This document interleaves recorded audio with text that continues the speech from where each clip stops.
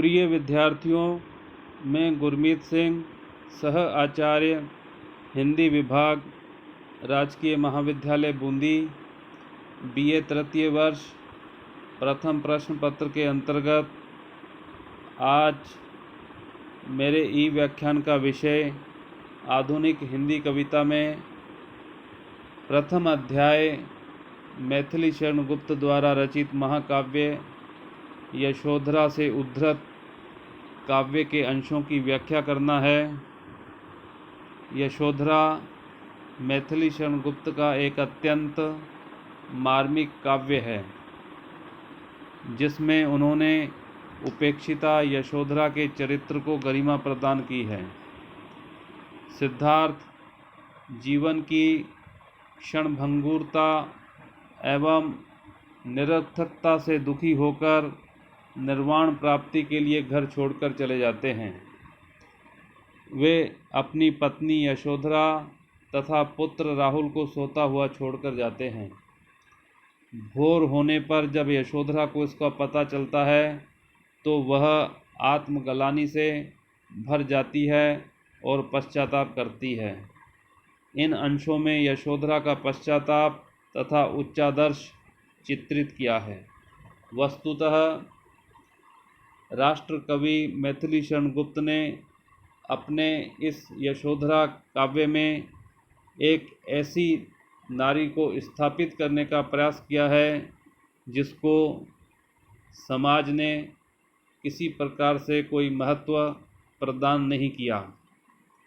कवि के अनुसार यदि यशोधरा का त्याग और बलिदान नहीं होता, उसकी सहनशीलता, उसका आत्मगौरव, यह सब सामने नहीं आते तो सिद्धार्थ कभी भी गौतम बुद्ध नहीं बन सकते थे। अपने इस काव्य में उन्होंने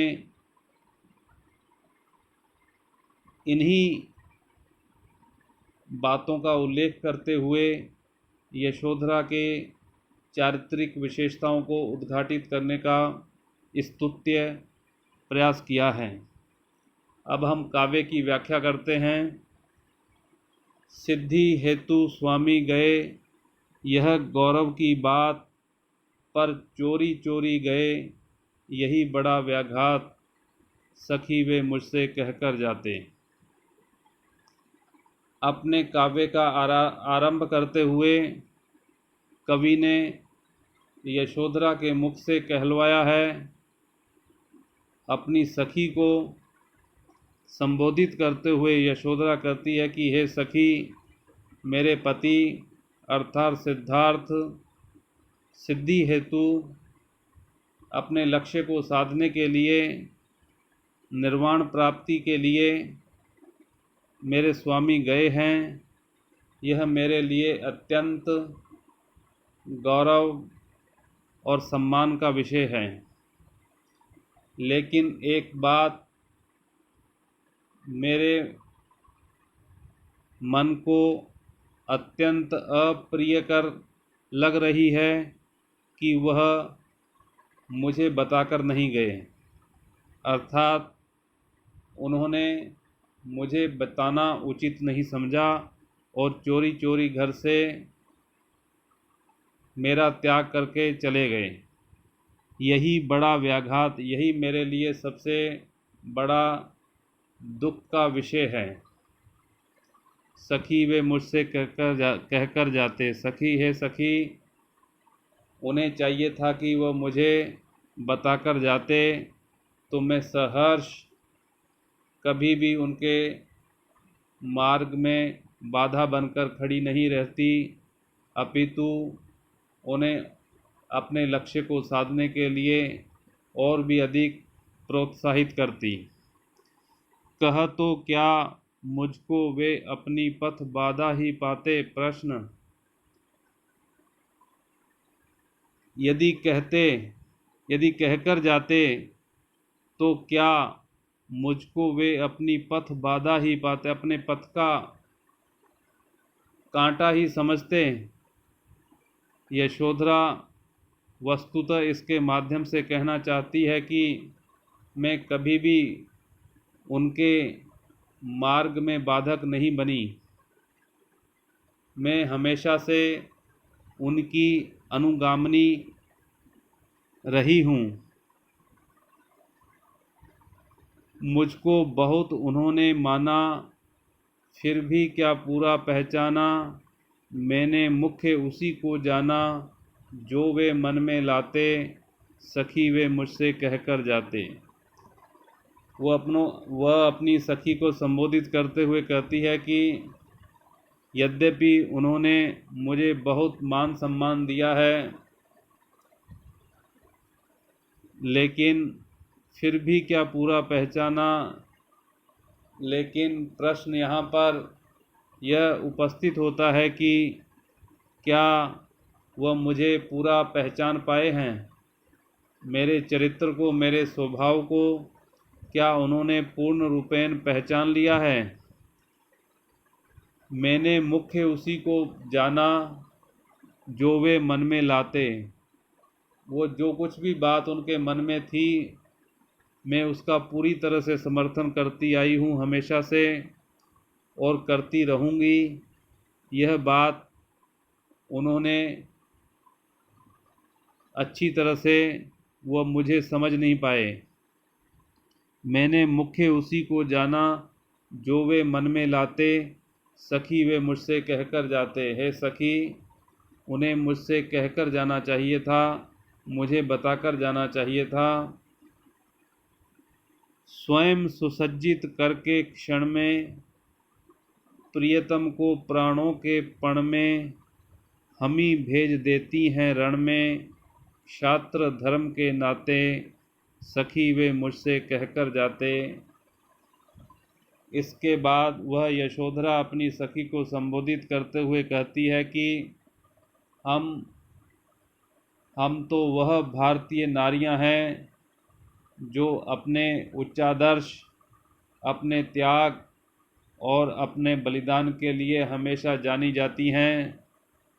जब जब भी देश पर संकट आया है, देश की रक्षार्थ हमने अपने पतियों को सहर्ष रणभूमि में स्वयं सुसज्जित करके, उनको तैयार करके भेजा है।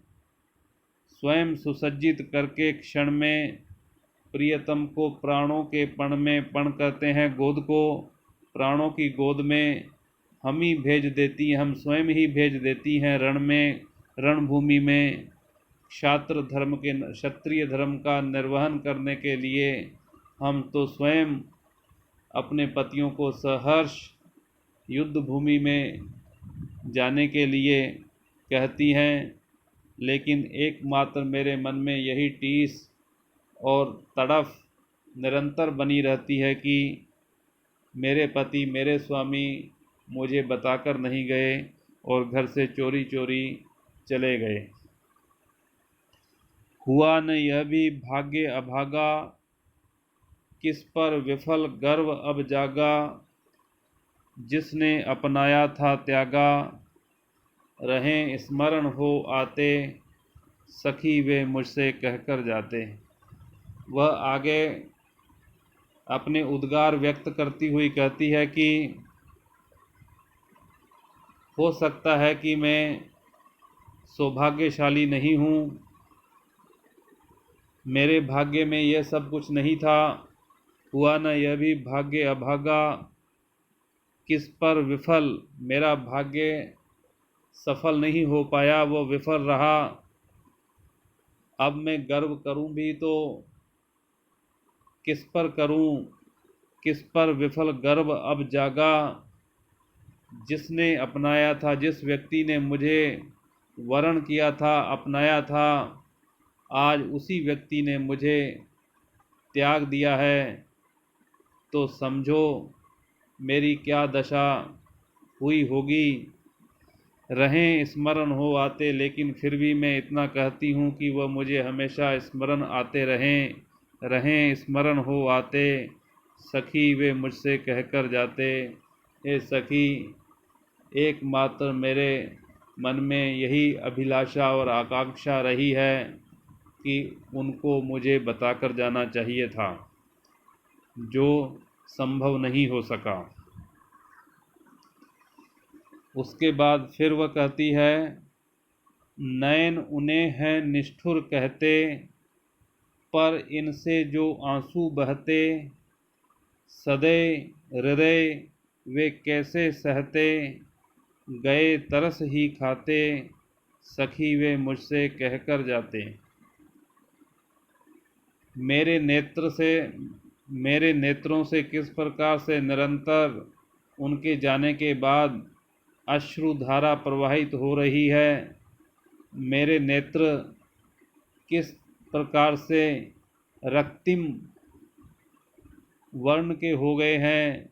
नयन उन्हें हैं निष्ठुर कहते, मेरे नेत्र भी उन्हें अत्यंत कठोर कह रहे हैं। नयन उन्हें हैं निष्ठुर कहते, पर इनसे जो आंसू बहते, जो मेरे नेत्रों से आंसू बह रहे हैं, अश्रु धारा प्रवाहित हो रही है। सदैव वह हमेशा मेरे पति दयावान रहे हैं, दया से युक्त रहे हैं, वह अत्यंत संवेदनशील हैं। भला फिर वह मेरे नेत्रों से अश्रुधारा प्रवाहित होते हुए कैसे देख सकते थे। इसलिए ऐसा प्रतीत होता है कि वह मेरे पर तरस खाकर मुझे बिना बताए हुए यहाँ से चले गए। उन्होंने घर त्याग दिया, लेकिन हे सखी, वे मुझसे कहकर जाते। मेरी हार्दिक इच्छा और अभिलाषा यही थी कि मैं अपना विरह किसी न किसी तरह से उसको कम कर लेती, यदि वह मुझको बताकर जाते तो। उसके बाद वह कहती है कि जाएं सिद्धि पावें वे सुख से, दुखी न हो इस जन के दुख से, उपालंब धू में किस मुख से, आज अधिक वे भाते, सखी वे मुझसे कहकर जाते। वह अपने पति के मार्ग में किसी भी प्रकार से बाधा नहीं बनना चाहती, इसलिए वह अपनी सखी को संबोधित करते हुए कहती है कि अब मेरे पति चले ही गए हैं, तो उनको अपने कर्तव्य पथ पर अपने लक्ष्य को साधने के लिए निरंतर प्रयास करने चाहिए। जाएं सिद्धि पावें वे सुख से, अत्यंत सुख के साथ, बिना कष्ट सहन किए, बिना हमारी स्मृति को ध्यान में लाए हुए, सिद्धि पावें वे सुख से, दुखी न हो इस जन के दुख से, मेरे दुख से उनको दुखी नहीं होना चाहिए। उपालंब दूं मैं किस मुख से, अब तो मैं उनको उलाहना या उपालंब भी नहीं दे सकती, मैं किस मुख से उनको उपालंब दूं। लेकिन इतना मैं कहना चाहती हूँ कि आज अधिक वे भाते, यदि वो मुझको बताकर जाते तो मेरे मन में, मेरे हृदय में उनके प्रति और भी अधिक सम्मान बढ़ जाता। अंतिम पंक्तियों में यशोधरा अपनी सखी को संबोधित करते हुए कह रही है कि गए लौट भी वे आवेंगे, कुछ अपूर्व अनुपम लावेंगे, रोते प्राण उन्हें पावेंगे, पर या गाते गाते सखी वे मुझसे कहकर जाते। हे सखी, वह सिद्धि प्राप्ति हेतु घर से गए हैं, हमें छोड़कर गए हैं, लेकिन मुझे आशा है कि वह एक न एक दिन घर अवश्य आएंगे, लौट कर भी आएंगे, गए लौट भी वे आवेंगे, कुछ अपूर्व जो इससे पहले न हुआ हो, अनुपम जिसकी किसी प्रकार से कोई उपमा न दी जा सके।